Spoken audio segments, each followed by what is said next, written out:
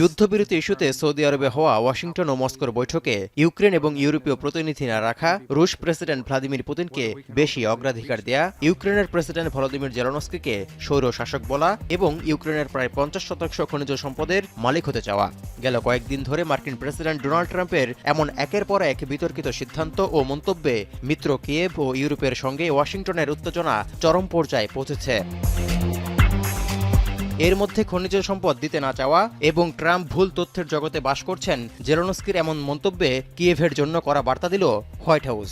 যুক্তরাষ্ট্র যে পরিমাণ সহায়তা দিয়েছে এর বিনিময়ের জন্য হলেও প্রস্তাবিত $50,000 কোটি খনিজ চুক্তিতে ইউক্রেনকে আসতেই হবে বলে হুঁশিয়ারিও দিয়েছেন জাতীয় নিরাপত্তা উপদেষ্টা mic ওয়ালটজ। Look, President Trump is obviously very frustrated right now with President Zelensky. The fact that he hasn't come to the table, that he hasn't been willing to take this opportunity that we have offered. I think he eventually will get to that point, and I hope so very quickly. যুদ্ধ বন্ধের উপর গুরুত্ব দেয় এখন ইউক্রেনের জন্য আরেক দফা সহায়তা বিল পাশে কোনো আগ্রহ নেই বলে জানান মার্কিন প্রতিনিধি পরিষদের স্পিকার মাইক জনসন।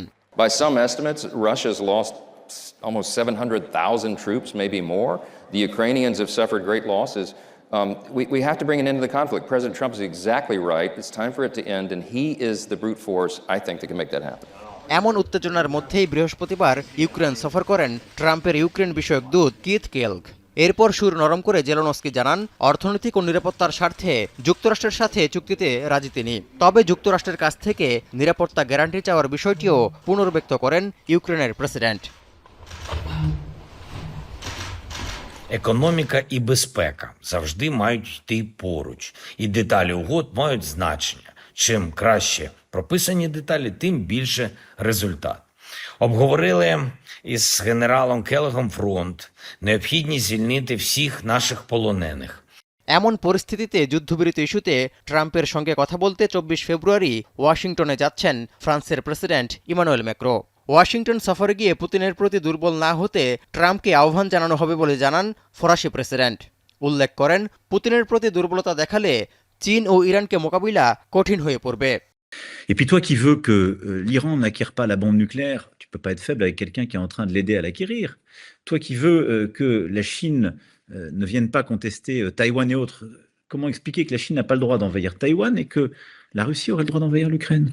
এদিকে লড়াইয়ের ময়দানে বৃহস্পতিবার একটি ইউক্রেনীয় MiG-29 যুদ্ধবিমান গুলি করে ভূপাতিত করার পাশাপাশি শতাধিক ড্রোন জব্দ করার দাবি করছে রাশিয়া।